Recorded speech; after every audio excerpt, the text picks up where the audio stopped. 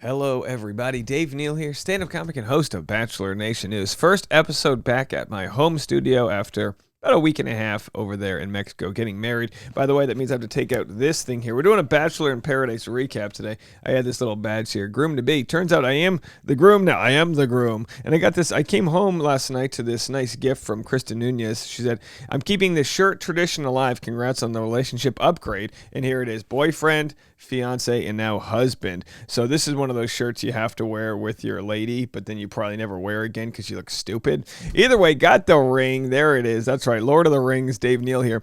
All right, we have a Paradise recap. So as you guys know, they've been doing dual episodes Mondays and Tuesdays, which was killing me before I went away.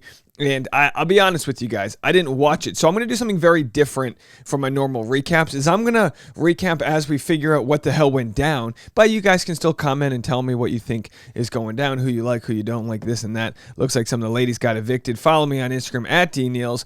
I'm also on Patreon at patreon.com/DaveNeal. But I got to be honest, guys. I flew home late last night. It was my first time flying first class. I got to be honest. First class, Dave, is a mood. First class is one of those things you immediately no, you can't go back from, right? It's like when you stop wearing condoms. You're like, look, I guess we don't do condoms anymore. I don't do economy anymore, okay? Not on my watch. You know what I mean? They had rotisserie chicken, silverware. They actually gave you the real knives. You know what I'm talking about? Unlimited Diet Cokes. No, I'm not going back, folks. This is it. I'm first class Dave. I need to make a lot of more videos to afford this lifestyle.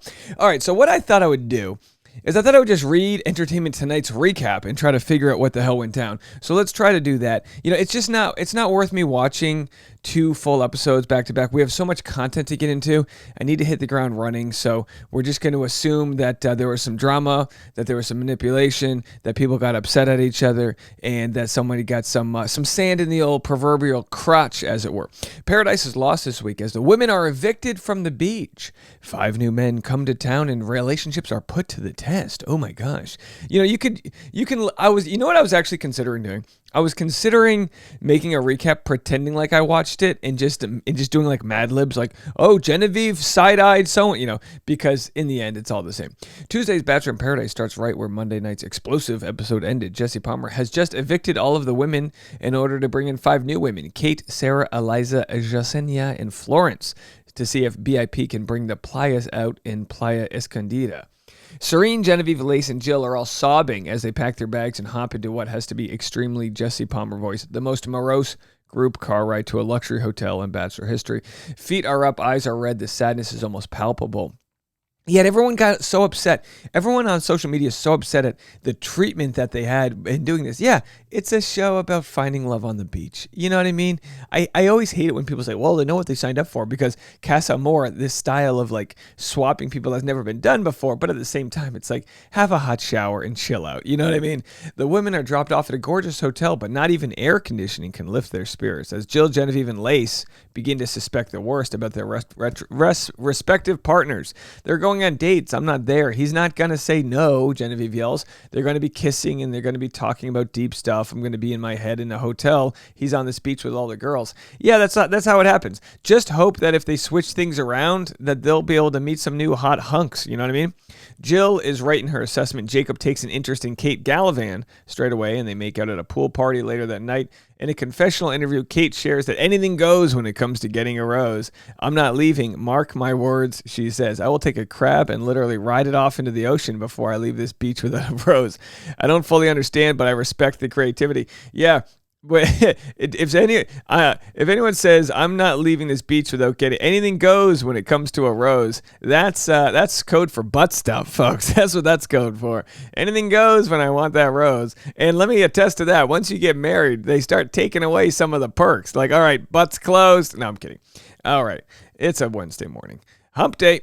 Lace's heart is by the way, Lace is still there is the biggest shocker. I'm actually like surprised. I was like, oh, Lace is still there? Like, I go away for a week. I was fully expecting that we would never see Lace again. Lace's heart is similarly tied up in knots, but that's from all the alcohol she drank. It's called heart disease. No, metaphorically. As she spirals, all right, aortic. You like a good aortic joke, right? Oh, I got all the valves. As she spirals, Rodney hits it off with Eliza, and the pair share a kiss. The moment is juxtaposed with clips of Lace sharing how she sees a future with Rodney, which is brutal. no offense, Lace, but you kind of threw yourself at Roddy to begin with. I'm not saying that doesn't mean you can't have a future together, but it's hard to have someone thrown at you and then expect that they might be the one. I don't know. Hey, someone will leave a comment. I threw myself at my husband and we're 38 years married. It's like, I get it, but Woodstock was a different thing. You know what I mean? You were crowd surfed into him. Look, I'm still making jokes and I didn't even watch the dang thing. All right. Could it not be about the episode? Maybe it's us. Maybe we're having fun. Michael and Danielle return back from their date to an entirely different paradise, which is objectively hilarious. I have no idea who these people are, he confesses. Thankfully, Danielle isn't banished to the outside wasteland like the other ladies and is allowed to stay in paradise. So this is what got a lot of criticism. I made a video yesterday in the shuttle heading to the airport. We called him Shuttle Dave, and which, by the way, was probably terrible audio, but you do what you got to do. But yeah, a lot of people were mad that Danielle didn't get banished, and they were like, "Oh well, she showed up when they had already left," and it's the whole thing. It's like, look, why do we watch the show Bachelor in Paradise and get mad when they don't follow the rules? They made the rules up for maximum drama. They're gonna change the rules for maximum drama. The wasteland, however, quickly transforms into a wonderland when Jesse Palmer returns to introduce 5 new men who will be living with that's 10 balls, who will be living, most likely, with the women for the next week. Rick and Olu from Michelle's season, Alex from Rachel Lindsay's season, Tyler from Rachel and Gabby's season, and Adam from Bachelorette Australia. Oh, very nice. Oh, always throw an Aussie in the mix. A little accent, you can't compete with that. We've got 5 shiny new toys. They could be fun. Who's your pick? Victoria jokes. This is going to be a breeze. I don't need the boys anymore. Bye, boys. Have fun with your girls. Oh, that's why Bachelor in Paradise is more honest than The Bachelor, because you have other options. If someone wants to be an F-boy, it's like, all right, I'm going to go down to the beach, hang out with Wells at the bar, and wait for a new bro to roll in. While a few women, Serene, Genevieve, Victoria, Lace, and Jill, remain committed to their relationships, both Shanae and Brittany express interest in Tyler. In fact, Shanae repeatedly tells him that her options are open, even though it seems like she and Logan were heading in a more solid direction after the rose ceremony. Oh, Shanae's still with Logan. I'm surprised about that too. It actually feels really awkward, she shares. It feels like I'm cheating. And they said, well, that's because you kind of are. Side note, very important that everyone knows that Adam's job is listed as Thor's body double. A Google search tells me that he wasn't actually Chris Hemsworth's stand-in, but he was one of Zeus's attendees in Thor: Love and Thunder.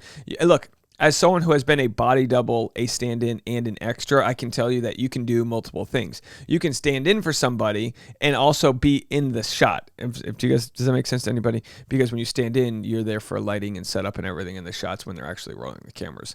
The more you know. Who have I stood in for? Some weird people, folks. People that look like me.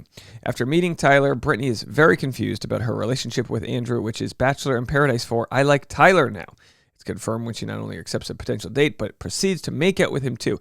All right, so Brittany's involved with Tyler. I mean, look, I don't know what they're wearing, but he's got maybe some booty shorts or whatever. He's got he's got those thick muscles you have in your 20s before gravity catches up to you. Oh yeah, talk to me in 10 years there, Tyler boy.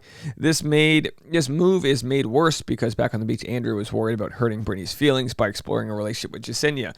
In the same vein, Logan says that he's confident nothing can ruin his relationship with Shanae, which means Shanae gets a date card, By the way, yeah, there's nothing worse though when Brittany decides to go with Tyler, and in the chance that Andrew, like the way I relate to it, there was this girl that I liked years ago, and I held off dating another girl because I thought I had something with the initial girl, and then I found out that the initial girl was dating somebody else, unbeknownst to me, and I was like, I could have been with somebody else. There's a memory gone that could have been, and that's kind of probably why Natasha was upset last year with Brandon Moraes, holding on to her.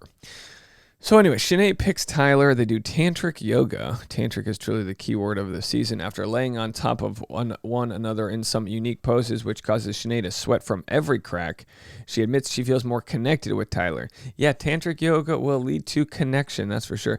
Meanwhile, Jill is threatening physical violence if Jacob talks to another woman, going as far to say, I'll blow his bleep clean off if I walk back in and he has like some bitch's legs on him or something.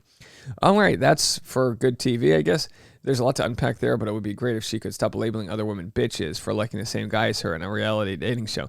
That's true. Yeah, that's true. Kate, however, has a label for Jacob, one of the Avengers. Yes, we're 2 for 2 on Marvel references.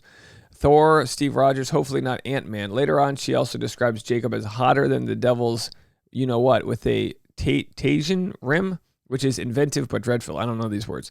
While Shanae is away, Logan will play the field. He accepts a date with Sarah, and the pair enjoy a picnic, some beachside horseback riding, and then make out while frolicking in the ocean. In the end, it appears that nothing can truly ruin Logan and Shanae's relationship except Logan and Shanae. Fully ready to win over Andrew's heart, Jasenia plans a mini date featuring a bottle of red wine and heart-shaped pizza. Oh, not bad. The pair bond over their nerdy interest. Andrew can't believe it that Jasenia plays video games and share a kiss after their meal. After the date, Shanae is still thinking about Tyler. She's ready to move toward the boom boom room when Jill hilariously kills the mood by talking about Jacob nonstop. At the end of the night, Shanae heads to her room alone, adding, "I got bleeped for sure." Or not bleeped, it sounds like. If people got bleeped more often, they wouldn't be so dramatic, you know? They're all pent up. In a surprising turn of events, a third date card for Rodney gets revealed near the end of the episode. He takes Eliza on a dinner date in which he affirms that he's actually looking for love. Okay, true Paradise fashion. If something seems too good to be true, it definitely is. Rodney and Eliza are sailing the seas of love. All hands on deck back at the hotel as Lace flees to Paradise to make sure her and Rodney are on the same page. She locates the other men who notify her that Rodney is on a date, and the mood quickly... Okay, so Lace crashes the date. Oh, that's how it works out. That can't be good. The situation only seems to get worse as Lace whisks Rodney off to a distant cabana to talk before the episode ends on a dreadful cliffhanger. Until next week. Okay, so what do you guys think? Who's the villain here? Who are we rooting for? You know, this is the time in the season where we need to look for heroes. When a hero comes along. Could it be I'm the hero making videos from Mexico and also on my shuttle? Who knows, folks? I'm going to have a couple of videos coming for you guys today. Then I have to head off to... pick up my dog because he's still at the dog sitters. It's really early in the morning over here. I'll pick him up later today, and then more content coming your way. We have Tino, who's going to be on Nick Vile's podcast tomorrow, Thursday. I still have to sift through the wreckage that is Rachel Kirkconnell on a podcast and a lot of things she said. So tons to get into. I'll be live at 10 a.m. Pacific time, patreon.com/Dave Neal, where I will give you a first look. I tell you what, I'll do this right now. You guys want this right now? Let's see if I can pull this up. I will give you guys a first look at my actual wedding video. We've got the wedding video here. I'm going to slide it over for you guys. I'm not giving this to the general public because it's sort of personal. Sorry about that. But here it is. Here's the full wedding video. So it's 33 minutes long, and you guys are going to get this.